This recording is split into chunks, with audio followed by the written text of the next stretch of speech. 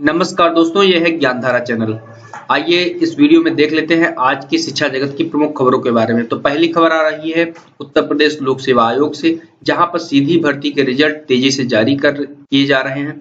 इसके अंतर्गत राजकीय इंटर कॉलेजों को मिले हैं 4 विषयों में 37 प्रवक्ता। तो आइए देख लेते हैं वो कौन कौन से विषय हैं जिनके रिजल्ट जारी किए गए हैं।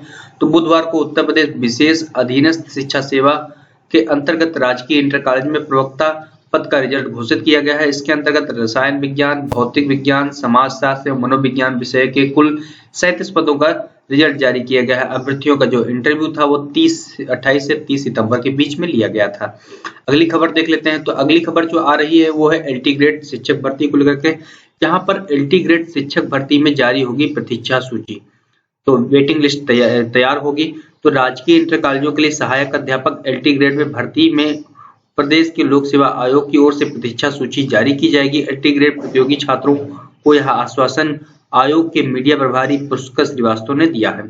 अगली जो खबर आ रही है सहायक अध्यापक भर्ती को लेकर के माध्यमिक शिक्षा विभाग की ओर से, तो जहां पर सहायक अध्यापक नियुक्ति के लिए आवेदन की अंतिम तिथि आज है। 3317 में से 3020 ने किया है नियुक्ति के लिए आवेदन। तो पूरी खबर देख लेते हैं। तो माध्यमिक शिक्षा विभाग के राजकीय विद्यालयों में सहायक अध्यापक पद पर नियुक्ति के लिए ऑनलाइन आवेदन 8 अक्टूबर तक किए जाएंगे। 7 अक्टूबर तक विभिन्न विषयों के 3317 चयनित अभ्यर्थियों में से 3020 अभ्यर्थियों ने नियुक्ति के लिए आवेदन किया है। विभाग के स्कूलों में सहायक अध्यापक के 10,768 पदों पर भर्ती के लिए लोक सेवा आयोग की ओर से चयन किया गया है। आयोग ने विभिन्न विषयों के 3317 पदों पर चयनित अभ्यर्थियों की सूची विभाग को सौंपी है। पहली बार विभाग ऑनलाइन नियुक्ति की प्रक्रिया अपनाते हुए चयनित अभ्यर्थियों को 8 अक्टूबर तक ऑनलाइन आवेदन मांगे हैं। 3 विषयों के चयनित अभ्यर्थियों को नवंबर में मिलेगी नियुक्ति पत्र। तो माध्यमिक शिक्षा विभाग के अधिकारियों ने बताया कि लोक सेवा आयोग ने अभी सामाजिक विज्ञान और कला विषय के चयनित अभ्यर्थियों की सूची विभाग को नहीं सौंपी है। उन्होंने बताया कि हिंदी, सामाजिक विज्ञान तथा कला विषय के चयनित अभ्यर्थियों की नियुक्ति नवंबर तक की जाएगी। तो अगली जो खबर आ रही है उत्तर प्रदेश राजेश टंडन मुक्त विश्वविद्यालय से, जहां पर मुक्त विश्वविद्यालय में ऑनलाइन प्रवेश की जो अंतिम तिथि वो बढ़ाकर 15 अक्टूबर तक कर दी गई है।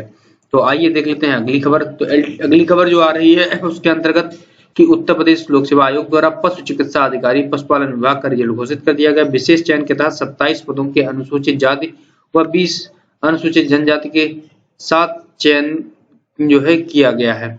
इसी तरह से एसीएफ आरएफओ 2019 का मेंस का प्रवेश पत्र जारी कर दिए गए, जिन्हें आप उत्तर प्रदेश लोक सेवा आयोग की ऑफिशियल वेबसाइट से डाउनलोड कर सकते हैं। इनकी जो परीक्षा होनी है वो 15 से 29 अक्टूबर के बीच में होनी है। अगली खबर आ रही है कि 114 कला अभ्यर्थियों की फाइल निदेशालय पहुंच गए हैं। उत्तर प्रदेश लोक सेवा आयोग ने एलटी ग्रेड शिक्षक भर्ती परीक्षा 2018 के तहत कला विषय में चयनित 114 अर्ह महिला अभ्यर्थियों की फाइल बुधवार को निदेशालय भेज दी है। चलिए देख लेते हैं अगली खबर। अगली खबर आ रही है बेसिक शिक्षा विभाग से, जहां पर आवेदन के लिए ऑनलाइन जो वेबसाइट है वो अभी तक शुरू नहीं हो पाई है। समस्या क्या आ रही है कि पुनर्मूल्यांकन में सफल 23 अभ्यर्थियों को देनी है जिला वरीयता की सूची। तो 7 से 11 अक्टूबर तक अभ्यर्थियों को देनी थी ऑनलाइन जिलों की वरीयता सूची। तो देख लेते हैं अगली खबर क्या है। तो अगली खबर आ रही है कि 3 लाख वित्त विहीन शिक्षकों को आर्थिक राहत देगी सरकार। मुख्यमंत्री ने विभाग के अधिकारियों के साथ किया मंथन। आर्थिक राहत पर होने वाले खर्च का किया जा रहा है आकलन। तो कोरोना संकट में वित्त विहीन शिक्षकों की आर्थिक राहत दे करके जो उनकी हालत उनमें सुधार करने हैं, तो योगी सरकार का बड़ा राजनीतिक दांव खेलने जा रही है। वित्त विहीन शिक्षकों को आर्थिक सहायता के लिए योगी आदित्यनाथ की अध्यक्षता में 2 से 3 अक्टूबर को आयोजित बैठकों में मंथन किया गया। माध्यमिक शिक्षा विभाग के अधिकारी अब वित्त विहीन शिक्षकों को राहत देने के लिए उस समय पर आने वाले खर्च का आकलन कर रहा है। अगली खबर देख लेते हैं। तो अगली खबर जो आ रही है वो है पीसीएस 2020 की जो प्री परीक्षा होनी है, प्रारंभिक परीक्षा होनी है, वो प्रदेश के 1282 केंद्रों पर होगी प्रारंभिक परीक्षा। तो पीसीएस 2020 की प्रारंभिक परीक्षा निर्विघ्न कराने के लिए उत्तर प्रदेश लोक सेवा आयोग तैयारियों का अंतिम रूप देने में जुटा हुआ है। प्रदेश के 19 जिलों में 11 अक्टूबर को परीक्षा होनी है। 5,95,000 से अधिक आवेदन किए गए हैं। इसके लिए 1282 परीक्षा केंद्र बनाए गए। हर परीक्षा केंद्र की सुरक्षा का पुख्ता इंतजाम किए गए हैं। पीसीएस की 2020 के साथ साथ इस बार एसीएफ आरएफओ की भी प्रारंभिक परीक्षा होनी है। इसमें गड़बड़ी न होने पाए इसके लिए आयोग सतर्कता बरत रहा है। तो 2 पालियों में परीक्षा होनी। प्रारंभिक परीक्षा 2 पालियों में होनी। प्रथम पाली 9:30 बजे से 11:30 बजे तक सामान्य अध्ययन प्रथम की, जबकि द्वितीय पाली के अंतर्गत 2:30 बजे से 4:30 बजे तक सामान्य अध्ययन द्वितीय का पेपर होगा। 5,95,000 से अधिक लोगों ने आवेदन किया है। 11 अक्टूबर को होनी है परीक्षा। तो 3 लाख से अधिक वित्तहीन जो स्कूल हैं, जो शिक्षक हैं, उनको राहत तो देगी सरकार, ये तो मैं आपको खबर बता चुका हूँ। इसी तरह से बीएचयू से खबर आ रही है कि एआई में पीजी कर सकेंगे छात्र। AI means artificial intelligence. पहली बैठक में हुई कोर्स से जुड़े बिंदुओं पर चर्चा। साइबर सुरक्षा के महत्व को देखते हुए कोर्स शुरू करने की तैयारी में है विश्वविद्यालय। तो बीएचयू में पीजी आर्टिफिशियल इंटेलिजेंस एआई आधारित पाठ्यक्रम शुरू करने की तैयारी कर रहा है। साइबर सुरक्षा के महत्व को देखते हुए यह कोर्स शुरू किया गया है। नई शिक्षा नीति में प्रौद्योगिकी आधारित पठन पाठन और कौशल विकास को बढ़ावा देने पर जोर दिया जा रहा है। विश्वविद्यालय प्रशासन के इस फैसले को भी इस दिशा में जोर दिया जा रहा है। माननीय कुलपति प्रोफेसर राकेश भटनागर ने इस पाठ्यक्रम को शुरू करने के व्यवहारिक पहलुओं और शोध सहित अन्य बिंदुओं को लेकर के समिति का गठन किया है। इसमें सदस्य से सुझाव मांगे हैं। तो देख लेते हैं अगली जो खबर आ रही है। अगली खबर आ रही है कि प्रोफेसर बनने के लिए 284 शिक्षकों ने किया है आवेदन। तो कैरियर एडवांसमेंट स्कीम के तहत पदोन्नति को आवेदन की प्रक्रिया पूरी। आवेदन की स्क्रीनिंग के बाद सिलेक्शन कमेटी के समक्ष होगा साक्षात्कार। बात की जा रही है इलाहाबाद केंद्रीय विश्वविद्यालय के संगठक कॉलेजों के शिक्षकों के कैरियर एडवांसमेंट स्कीम स्कैस के तहत पदोन्नति की प्रक्रिया तेजी से बढ़ चुकी है। 30 सितंबर तक सभी कॉलेजों से कुल 284 शिक्षकों ने प्राचार्यों के पास आवेदन पत्र जमा किए हैं। जल्द ही स्क्रीनिंग प्रक्रिया शुरू होगी और सिलेक्शन कमेटी अर्ह शिक्षकों का साक्षात्कार लेगी। दरअसल इलाहाबाद विश्वविद्यालय से संबद्ध कॉलेजों में अब तक प्रोफेसर का पद नहीं था। शिक्षक एसोसिएट प्रोफेसर पद से रिटायर हो जाया करते थे। प्रोफेसर बनने के लिए किसी भी शिक्षक की अधिकतम 3 वर्ष तक एसोसिएट प्रोफेसर का अनुभव होना आवश्यक था। इसके लिए शिक्षक भर्ती प्रक्रिया के तहत ही आवेदकों को गुजरना पड़ता था। इस बार प्रोफेसर बनने के लिए रास्ता साफ हो गया। इसके लिए 30 सितंबर तक आवेदन मांगे गए थे। Dean college of development professor Prashant Agrawal ने बताया कॉलेजों से ब्यौरा मांगा जा रहा है। अगली जो खबर आ रही है वो भी देख लेते हैं। वो भी इलाहाबाद विश्वविद्यालय से, जहां पर नया शैक्षणिक सत्र 1 नवंबर से शुरू होगा। कोरोना संकट के चलते अब विश्वविद्यालय में 5 नहीं 6 दिन चलेंगी कक्षाएं। तो देख लेते हैं जो अगली खबर है। अगली खबर देख लेते हैं कि शिक्षक भर्ती में फर्जीवाड़े में आरोपियों की तलाश में दबिश की जा रही है। बात की जा रही है शिक्षक भर्ती फर्जीवाड़े, जो कि 69,000 शिक्षक भर्ती फर्जीवाड़ा था, उसमें चंद्रमा सिंह यादव के बाद अब तक सिर्फ 3 लोगों को पकड़ पाई है। 3 लोगों ही पकड़ से बाहर है पुलिस से। तो जो अगली खबर आ रही है वो देखते हैं कि भर्ती का परिणाम घोषित करने के निर्देश दिए गए हैं। बात की जा रही है आयोग ने रोक रखा था अब तक आबकारी सिपाही भर्ती का परिणाम। तो इलाहाबाद हाई कोर्ट ने उत्तर प्रदेश अधीनस्थ सेवा चयन आयोग को 2 माह के अंदर आबकारी विभाग के सिपाहियों की भर्ती का परिणाम घोषित करने का निर्देश दिया। कोर्ट ने कहा कि विजिलेंस जांच में आयोग के खिलाफ कोई आरोप नहीं लगाया गया। ऐसे में आपराधिक कार्रवाई विचाराधीन होने के कारण आयोग अनिश्चित काल तक परीक्षा परिणाम नहीं रोक सकता। इसी तरह से जो अगली खबर आ रही है कि उच्च शिक्षा विभाग के विशेषज्ञों को हाईकोर्ट की चेतावनी दी है कि अगर सवाल गलत साबित हो तो देंगे ब्लैक लिस्ट करने का आदेश। मामला है असिस्टेंट प्रोफेसर भर्ती परीक्षा को लेकर के कि एक ही सवाल का उत्तर यूजीसी और आयोग विशेषज्ञों की राय में अलग अलग क्यों। तो इलाहाबाद हाईकोर्ट ने असिस्टेंट प्रोफेसर भर्ती 2016 का प्रश्न पत्र तैयार करने वाले उच्च शिक्षा आयोग के विशेषज्ञों को चेतावनी दी कि यदि उनके द्वारा आंसर में दिए गए प्रश्न के उत्तर गलत साबित हुए तो कोर्ट उनको ब्लैकलिस्ट करने का आदेश देगा। इसके साथ ही कोर्ट ने यूजीसी को भी याचिका में पक्षकार बनाने के निर्देश दिए ताकि विवादित प्रश्नों के बारे में उनकी राय जानी जा सके। 2016 भर्ती में अभ्यर्थी सरिता सिंह की याचिका पर सुनवाई करते हुए यह आदेश न्यायमूर्ति विवेक अग्रवाल ने दिया।